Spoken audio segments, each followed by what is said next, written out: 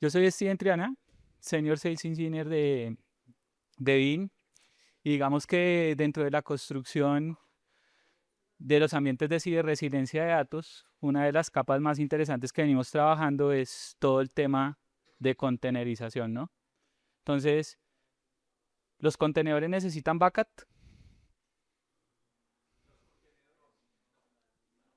Exacto, no necesitan. Necesitan compliance. ¿Bien? Entonces, justamente en ese foco es donde nosotros nos movemos, en el compliance de los datos. Sobre todo en estos temas Cloud Native o en todos estos temas en donde ya existen cosas muy relevantes a nivel de clusterización, a nivel de disponibilidad, nosotros tenemos que extender la canalidad de los datos a lo que es la parte funcional. ¿Funcional de qué? De que yo no convivo solo, de que yo convivo con ambientes de ciberseguridad, convivo con reglas o convivo con diferentes normas. Bien, justamente acá es cuando nosotros comenzamos a identificar los riesgos. ¿Alguien sabe algún nombre de un ransomware especializado en contenedores? No. Ransom House tiene códigos especializados para inyección a contenedores. Bien. En general, cuando nosotros vemos los ambientes de contenedores, hay un ligero roce entre la construcción y lo que es el compliance. Entonces, un DevOps, por lo general, cuando tú le preguntas cuál es el área que más te limita, ¿qué dice el DevOps? Seguridad. Bien, porque hay que tener ciertas condiciones funcionales, porque en nuestra mente está que es seguridad, pero en la mente del de seguridad hay compliance. Bien, justamente nosotros lo que hacemos es dominar el esquema general de ese idioma, de pasar el compliance a la parte funcional y entender cuáles son las características del proceso y la conducta general de todo lo que es el patrimonio general de los datos en containerización. Acá ustedes pueden ver que hay algunas cadenas que nosotros hemos puesto como la parte funcional de por qué yo debo darle compliance a la parte de containerización, de por qué debo integrarme a la parte de containerización y por qué debo trabajar dentro de los canales funcionales de la estructura de compliance de datos. Bien, que ha llegado mi amigo Javier, que estaba preparando la charla mientras que ustedes Estaba llegaban. Le doy perdido. paso a ustedes. Bien. Aquí, yo hablo aquí, tranquilo. Vale. Ya, ya, todo bien. Listo, chicos, muchas gracias. Bueno, como bien lo decía Steve, hay algo muy importante y es que todo el ambiente de Kubernetes es muy poderoso, ¿sí? Y es flexible, ¿cierto? Yo tengo todo el tema de flexibilidad de hacer todo lo que yo quiera, pero esa flexibilidad también lleva a una complejidad en los temas de ciberseguridad, ¿cierto? Esa parte la tomamos del estudio de Red Hat a nivel de ciberseguridad de ambientes containerizados. Identificó 4 temas fundamentales. El primero, como lo están viendo ahí, todo el tema de reback, todo el tema de asignarle permisos a quién hace qué, ¿cierto? Entonces, uno de los mayores temas de desconfiguración, ¿cierto? No sé si está bien traducido, desconfiguration, está todo el tema de el reback, quién le está dando permisos a qué, ¿listo? El segundo, que es muy importante, y es que ustedes como desarrolladores y todo el tema de DevOps, ¿de dónde estamos tomando las imágenes? ¿Cierto? Que yo estoy desplegando, ¿cierto? Como ustedes hay un ataque que llama la cadena de supply chain, ¿cierto? De que si alguien por allá llega ahí, toma un respaldo, vulnera perdón, ¿una qué? Un paquete o algo y yo lo coloco en un repositorio que es seguro y que pasa, todo el mundo empieza a clonar ese repositorio, crear esas imágenes y fíjate, yo puedo tener todo el tema de seguridad, firewalls, pero si yo desplegué una imagen contaminada porque alguien llegó y colocó algún paquete contaminado, pues ya por ahí ya todo mi ambiente puede estar comprometido. ¿Listo? Entonces, este es el segundo tema. Todo el tema de visibilidad y gobierno, digamos que sí se ha venido trabajando temas importantes ahí, pero igualmente todo el tema de cuando yo empiezo a crear y en mi empresa, yo arranco con un clúster de 3 nodos, ¿sí o no? Y cool, funcionó. Entonces dito, no, yo voy a crear otro clúster.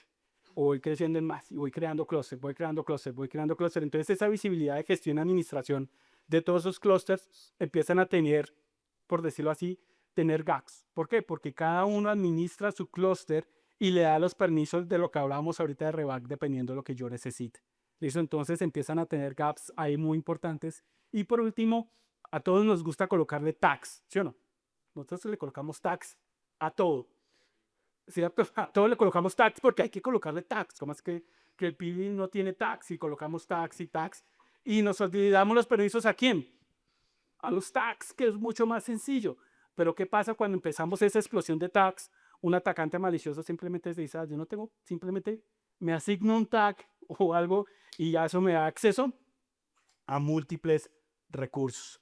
¿Listo? Entonces, esto no es para asustarlos, sino que dónde está bien y qué es lo que nosotros hacemos y cuál es el tema. Es decir, la labor de nosotros es, dentro de BIN, es minimizar el impacto cuando ocurra un riesgo de ciberseguridad o una indisponibilidad. Yo no puedo minimizar el riesgo siempre va a existir y yo voy a aceptar algún riesgo, yo lo voy a tener, pero lo que yo sí puedo manejar es el impacto cuando ese riesgo se materialice.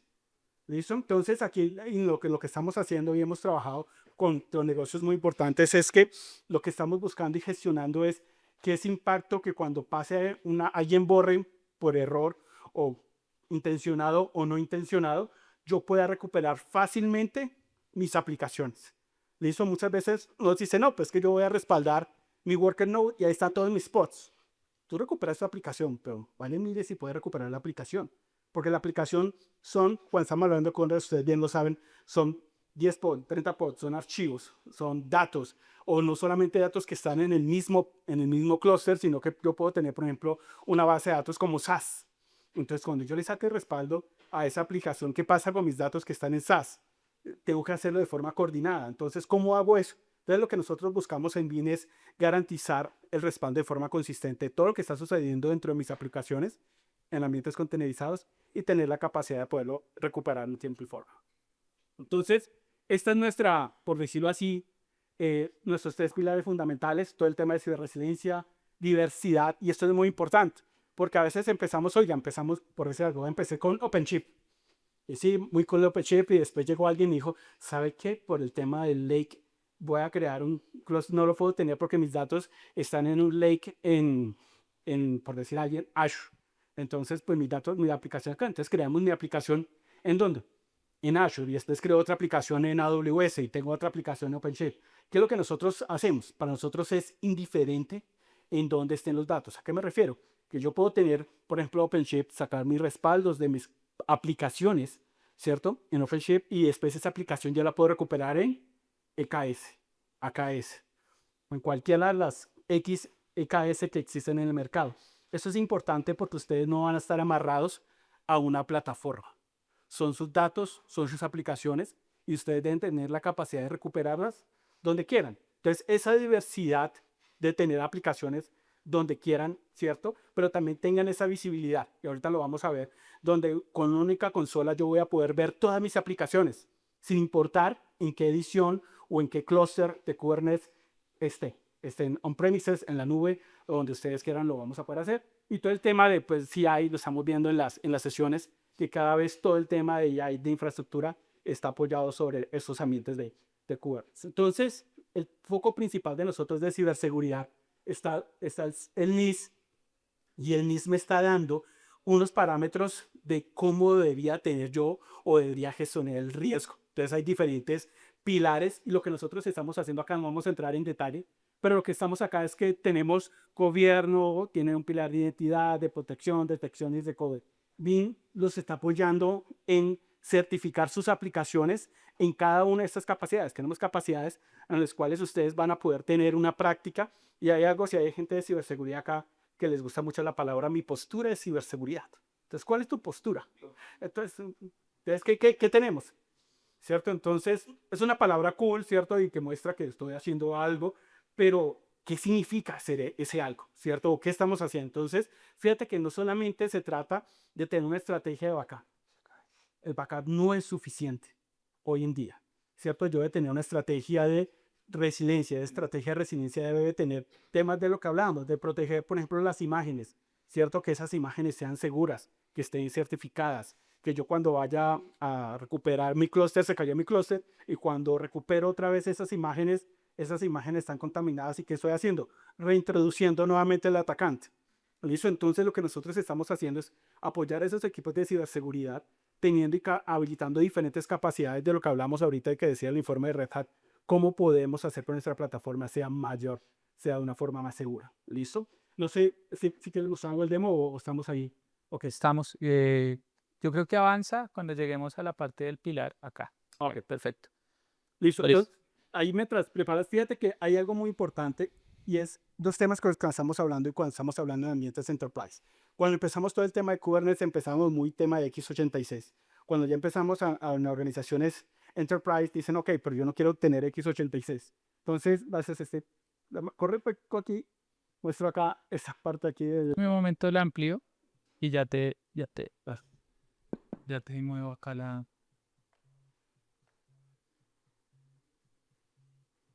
Entonces, piense que yo puedo proteger de forma controlada y sistemática todo lo que yo pueda tener, por ejemplo, en diferentes arquitecturas. Entonces, puedo tener en RIX, ARM y x86. Entonces, digamos que para mí es indiferente en qué arquitectura de hardware o de CPU puedan tener tus aplicaciones, yo las voy a poder proteger. Y esto es muy importante, esa protección, y es algo que vamos a mostrar. Una de las cosas que más a nosotros nos piden es que yo no esté atado a la plataforma. Lo que les decía hace un momento, los datos son de ustedes. Entonces, si yo tengo un respaldo, voy a decir OpenShift, ¿cierto? Y lo tengo en la plataforma de un procesador y lo quiero mover a la nube y la nube NKS lo tiene en ARM, pues yo voy a poder recuperar mis aplicaciones porque yo estoy respaldando que mi aplicación, mis datos, lo que tengo acá abajo simplemente son recursos de cómputo. Y esos de recursos de cómputo no me deben de limitar en dónde yo quiero tener mi disaster recovery, a dónde me voy a recuperar y cómo lo voy a hacer. Gracias. Bien, perfecto. Entonces, engranados con el tema de Nix, ¿sí? Engranados con todos los temas generales de lo que es la parte funcional, ¿cierto? Ya cuando nosotros tenemos por acá un laboratorio acá que tenemos con OpenShift, ¿cierto? Cuando ya llegamos a observar, pues a nosotros nos interesan mucho es conocer los aplicativos, porque digamos dentro de todo lo que hacemos y dentro de todas las generalidades, pues nosotros buscamos entender para qué nosotros formamos ambientes de containerización o por qué nosotros montamos diferentes distros funcionales. Básicamente porque esto tiene orientación a la aplicación, no es orientado a la infraestructura. Y la segunda consideración más grande que puede existir es que estos ambientes son eficientes. Dentro de esa eficiencia, dentro de toda la parte de eficiencia, nosotros lo que buscamos es que adicional de poder agregar diferentes tipos de distros, o sea, tener dentro de un único manage AKS, EKS, GKE, OKE, OpenShift, SUSE. También comenzar a hablar el idioma de las máquinas virtuales containerizadas, que es algo que vamos a comenzar a transformar, y entender que el entorno va a llegar de aquí a 5 años a reemplazar el 80% de los ambientes de virtualización. A nosotros nos ponen un juego como DevOps en el cual el compliance nos va a pesar. Justamente acá, cuando ya llegamos a la parte de aplicaciones, ustedes pueden ver que nosotros tenemos un discover específico y tenemos procesos de manas de estas aplicaciones, ¿no? Y hacer un restore desde la parte funcional y general de todas estas aplicaciones, básicamente es entender cuál es el tipo de restore que yo necesito, cuál es la canalidad del restore que yo necesito y de pronto si yo necesito mover ese restore entre diferentes distros, porque yo no puedo, hoy compañías están invirtiendo, como dijo Javi, en Red Hat, mañana pueden tener Red Hat y SUSE, pasado mañana pueden tener las 4 nubes hiperescalares SUSE y Red Hat, pueden adquirir otro tipo de distros y pueden comenzar a canalizar todas estas informaciones y pueden hacer todos los temas generales del SEC de información. ¿Avanzas con la otra lámina, Javi? Vale. Listo. Creo que es este. Entonces, como les decía, hoy y todo el tema de Kubernetes, empezamos en el tema de containerización de aplicaciones y ahorita nos estamos llevando máquinas virtuales también. ¿Listo? Entonces todos los estamos llevando a una única plataforma y para ustedes puede tener la tranquilidad de que, ¿qué pasaba? No, mis máquinas virtuales estaban por un lado, mis aplicaciones estaban por otros. Ahorita, digamos, vamos a poder tener en una sola plataforma, bajo una misma plataforma de DR, vamos a poderlo tener. Pero ¿cuál es lo interesante acá? Y es que yo voy a poder nuevamente proteger y gestionar sin importar que tenga acá abajo a nivel de Kubernetes, voy a poder respaldar a nivel de objetos, aplicaciones, pero fíjense que al final del día a mí me interesa es que la aplicación, ¿listo? Esto de acá abajo es efímero, de una u otra forma. Lo que yo voy a enfocarme es en protección acá, y en la parte de IBM pues, voy a ver máquinas virtuales, aplicaciones y lo mismo. Y todo esto acá para mí es totalmente indiferente. Entonces, hay algo muy importante y quiero que se lleven en cuenta cuando estamos hablando del tema de resiliencia de datos. Antes, para entrar más en detalle de la demo, es si sus datos de disaster recovery no están en ambientes inmutables, ustedes no están haciendo nada. Es decir, y esto es importante, si ustedes tienen un respaldo de datos y esos datos no están en block storage o en un ambiente inmutable, esos datos van a desaparecer. Es la única certeza que tenemos. ¿Por qué? Ustedes pensemos nuevamente cuando llega un atacante, un ataque de ransomware, ¿qué es lo que él busca al final del día? Que ustedes paguen, ¿cierto? Es decir, es un negocio, que ustedes paguen. ¿Ustedes cuándo no van a pagar? Cuando puedan. Si yo recupero mis datos y accedo a mis datos, yo no pago. Entonces, el atacante, ¿de qué se va a asegurar? No de encriptar y borrar, de que ustedes no se puedan recuperar. Entonces, lo primero que van a atacar es que sus centros de disaster recovery y sus ambientes de respaldo. Si esos ambientes de respaldo no están inmutables, cierto, inmutable significa que nadie los puede cambiar ni modificar. Digamos, ustedes bien saben, yo tengo diferentes opciones de colocar inmutabilidad. Entonces, si yo coloco mis backups y no están en un ambiente inmutable, lo más seguro cuando tengo un ataque de ransomware, lo primero que van a borrar son esos datos. Porque el atacante lo que quiere asegurarse es que le paguen su dinero. Y la única forma de garantizar que le paguen su dinero es que ustedes no se puedan recuperar. Entonces, si mis datos no están en un ambiente inmutable, eso se va a perder. ¿Listo? Entonces, fíjense que mi primera función, ¿cierto? Y la primera, digámoslo, lección que quieren que se lleven a la cabeza y que empiezan a realizar, ¿cierto? Es que sus datos deben de estar en un ambiente totalmente inmutable. ¿Qué es lo interesante? ¿Cuál es el mejor medio para yo guardar mis datos en ambiente inmutable? Son las cintas. Pero el peor medio para recuperarme un ataque de ransomware son Las cintas. entonces, es importante que, oiga, sí, yo necesito recuperarme en un ambiente, lo mejor son los ambientes de almacenamiento de objetos, que puedo tener ambientes de ARK y demás, pero más que cualquier cosa es que los datos sean inmutables. ¿Listo? Entonces aquí tenemos una comparación, y yo sé que muchos dicen, ok, pero ¿para qué tengo bici si tengo velero? Y velero es gratuito, ¿cierto? Está de la comunidad de uso privado. Está bien, nosotros hacemos parte de la comunidad de los que aportamos en el desarrollo de velero, ¿cierto? Pero hay temas importantes que hay que revisar, que también empezamos a estudiar. Entonces, el primero es la interfase. Obviamente, tú me dices, sí, una interfase gráfica. Pues, yo no tengo temor de Dios y todo lo hago por línea de comandos. Yo, power user. Fíjense que el problema no es que seas un power user o no. El problema es cuando ocurre un desastre.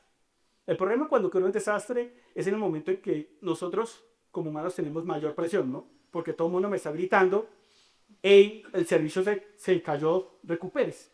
Entonces, ¿qué pasa? El cerebro entra en modo supervivencia.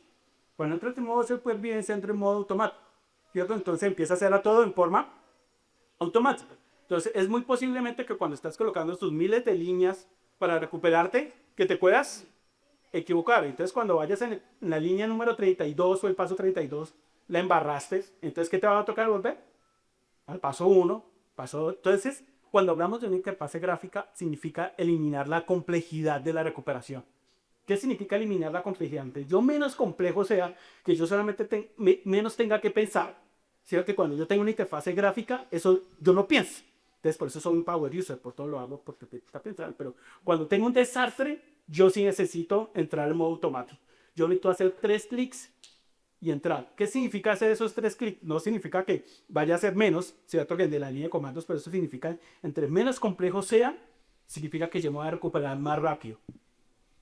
Eso es la interfase gráfica. La interfase gráfica es eliminar complejidad. Cuando yo elimino complejidad, significa que mi tiempo de disponibilidad va a ser mucho menor. ¿Listo? Entonces, ese tema es importante y lo veamos en el momento. Yo no saco disaster recovery, yo saco backups porque me guste. Uno, ¿para qué utilizar backups? No para sacar backups y tenerlos y de acumular teras de respaldos. Lo necesito es para cuando yo no necesito sacar el respaldo. Lo que me interesa es recuperarlo. Y cuando me voy a recuperar, yo necesito que sea lo más rápido y eficiente posible. Entonces, esto es muy importante, el tema de la interfase. Perdón, ¿qué pasé? El tema de encripción. nuevamente lo que estamos hablando ahorita. Tema de encripción y lo que hablamos ahorita de perder visibilidad. Cuando estoy utilizando Velero, utilizo una única llave de encripción. Aquí yo puedo integrarme con los diferentes sistemas de rotación de llaves, ¿cierto? En el cual van a poder tener los certificados, cada aplicación va a tener su certificado, cada aplicación va a poder tener su ambiente totalmente encriptado y demás. Entonces va a tener múltiples formas de gestión y administración de los certificados. Eso, entonces también eso es muy, muy importante. El tema de inmutabilidad, de lo que hablamos ahorita, con Velero yo no puedo tener mis respaldos inmutables, ¿cierto? Ya sea que tengas Velero normal o lo tengas en Advanced Data Protection, no tienes inmutabilidad. Y esto es muy importante. Nuevamente, si usted no tiene inmutabilidad de sus datos, lo más seguro es cuando haya un ataque de ransomware, esos datos no sobrevivan. No van a sobrevivir. Y eso, entonces, buscar alternativas. Si yo no puedo colocar inmutabilidad, lo que yo busco es durabilidad de los datos. ¿Cómo hago más durabilidad de los datos? Tenga más copias, ¿cierto? Y rece que el atacante no llene alguna de esas copias. Entonces, lo que yo no puedo tener inmutabilidad, ok, listo, porque no puedo, no tengo, no hay presupuesto, lo que sea. Entonces, lo que yo voy a aumentar esos 9999 que le venden a uno, ¿son qué? Copias de los datos. Entre más copias de los datos tengas, más 9 states tienes. Entonces, si el atacante llegó a 1 o llega a 2, bueno, que no me llegue a la tercera. Listo, pero entonces ahí vamos a tener esa papa. Todo el tema de self-service, esto es importantísimo, que cada administrador o cada grupo pueda hacer sus propios procesos de recuperación. Alguien la embarró, bueno, abra un ticket y espere que el Dios, el del Olimpo, lo quieran atender y recuperación de la aplicación. Oiga, yo soy el dueño de estas 3 aplicaciones y yo quiero hacer los procesos de recuperación. Pueden hacer esos procesos de recuperación, de gestión, digamos, de forma self-service y no tienen que esperar que los dioses del Olimpo los miren y empezar a recuperar. Y esta última parte de los transformadores, ya lo vamos a ver en el demo, es súper importante. Nuevamente, que yo les decía, los datos son de ustedes. Los datos no son, o sea, las aplicaciones son de ustedes. Las aplicaciones no son de OpenShift, no son de SUSE, no son de Google, Azure. Son sus aplicaciones y ustedes deciden en dónde quieren correrlas. Si ustedes arrancaron hoy con voy a decir cualquier, voy a decir Azure, y dicen, oye, llegó a AWS y me hizo una propuesta más barata. Usted alguien de Azure aquí, pero puede ser también de AWS si quiere pasarse a Azure. La cuestión es que los transformadores nosotros podemos recuperar al vuelo, transformar la aplicación. Entonces, cojo mi aplicación que está construida sobre EKS y la quiero recuperar en Azure, AKS, lo puedo hacer. Puedo hacer esa transformación al vuelo y esa recuperación. Entonces, no solamente me va a servir como proceso de migración, sino también como disaster recovery. O si yo tengo mi aplicación y todo está trabajando perfectamente en EKS, llegó el ransomware, ok, yo voy a poder coger esos datos y puedo recuperar en otro ambiente totalmente de forma transparente. Entonces, estos transformadores me permiten tener esa flexibilidad de recuperarse donde ustedes quieran y como lo quieran hacer. Y esta última parte, consistencia, es importante. ¿Por qué? Porque mis aplicaciones, todos mis datos no están solamente en mi contenedor, en mi pod. Yo puedo tener una base de datos SaaS, ¿cierto? Entonces yo puedo tener mis datos, mi aplicación contenerizada y cuando voy a sacar el respaldo, estoy sacando el respaldo de ¿qué? Mi aplicación y mis datos que están en el SaaS. ¿Qué pasa? Entonces nosotros podemos tener esas extensiones y coger, ok, voy a sacar ese respaldo que está de esta aplicación, pero también en el mismo momento el respaldo puede ser a la aplicación SaaS, Arom Sport. Igual en el mismo repositorio. ¿Listo? Entonces van a tener la tranquilidad de que mis datos, aunque estén totalmente distribuidos, yo voy a tener un único punto de gestión y administración. Nuevamente, fíjense que lo que les comentaba hace un momento, mis aplicaciones y la ventaja de Kubernetes es que es demasiado flexible también y es poderoso. Por eso esa flexibilidad me lleva a veces sumar complejidad. Lo que nosotros hacemos es minimizar el proceso de disaster recovery, esa complejidad, minimizarlo. ¿Para qué? Nuevamente, para que el impacto cuando ocurra un desastre, cualquiera que sea, que alguien borre de forma intencionada o sin intención o un ataque con un tema de ransomware, sus datos se puedan recuperar de forma rápida y sencilla. ¿Listo? Dale. Dale.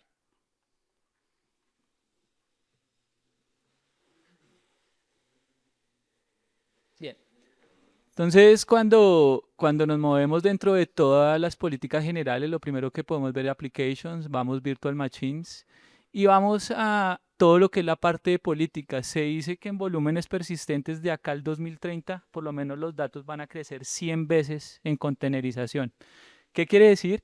Que yo tengo que tener extensiones dentro de todo lo que es mi parte general de políticas y entender cómo yo puedo hacer o snapshots dentro de mis mismos clúster que sean procesados por aplicaciones que son especializadas en hacer toda la parte de restauración y toda la parte de conjugación del servicio, o los sports, que es entender el compliance. No sé si ustedes alguna vez han escuchado de sus áreas de seguridad, si acá hay gente de seguridad, es que tenemos vectores de riesgo. No sé si han escuchado eso.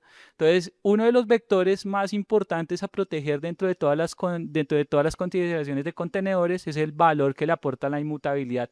La inmutabilidad lo que ayuda es que los vectores de movimiento lateral no tengan disrupción sobre los volúmenes laterales. ¿Qué quiere decir? Que no los pueden sobreescribir, no los pueden evaluar y tampoco los pueden encriptar, ¿no?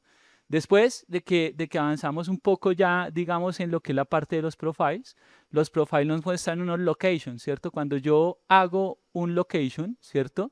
Yo lo que busco es encontrar diferentes tipos de profiles que me puedan permitir ya realizar un export. Cuando yo hago un export, lo que estoy es extrayendo mis datos de mi distro, de mi clúster, y lo estoy poniendo en un storage que me permita a mí tener una mayor distribución y decirle a mi parte de compliance, oye, yo no dependo de una única fuente de datos, ya tengo varias fuentes de datos, lo que decía Javier, la extensión de las copias. Puedo tener copias en Azure, en AWS, puedo tener repositorios propios de INT, puedo tener diferentes compatibilidades dentro de las generalidades, ¿bien? Y en los locations, cuando en este caso tenemos un bucket que está dentro de GCP, por acá también tengo otro ambiente de Red Hat, de pronto para la gente que tiene ambientes de Red Hat, y lo que yo busco es que dentro de mis locations yo pueda tener la máxima distribución general de todos mis ambientes, ¿no? Que yo pueda tener tanto un panorama de GKE, un panorama de EKS, un panorama diferente, porque, bien, de acuerdo con Javier también es lo mismo, las aplicaciones tienen un owner, ¿sí? ¿El owner quién es? El dato. ¿Y el dato de quién es? El dato es de las organizaciones. Bien, yo tengo que tener, no puedo ser pasivo en esperar cómo mover mis datos y cómo hacer todos los cambios generales dentro de mi plataforma. Bien, por otra parte, tenemos algo que es muy conocido en la parte de Ox, que son los blueprints. Cuando nosotros podemos desarrollar diferentes estructuras de recuperación, yo puedo hacer pre-flight de los aplicativos y puedo generar diferentes tareas en el restore que me permitan eliminar mi manualidad del superpower código, ¿cierto? Que yo pueda subir las aplicaciones mucho más consistentes y que pueda denominar eso. Y por último, acá de lo que habló Javi, son los transformations o los transform sets, ¿sí? Que prácticamente lo que hacen es que me permiten en mi YAN manejar mis metadatos. ¿Qué quiere decir? Que yo puedo cambiar metadatos de una distro e incluir metadatos de otra distro y me permitirían hacer restores, por ejemplo, entre Red Hat y SUSE. Me permitirían ir de SUSE a otras distros y me permitirían tener un movimiento dentro de qué? Dentro del que es el dato de mi aplicación. Vale, Javi, ahí te doy a las distros.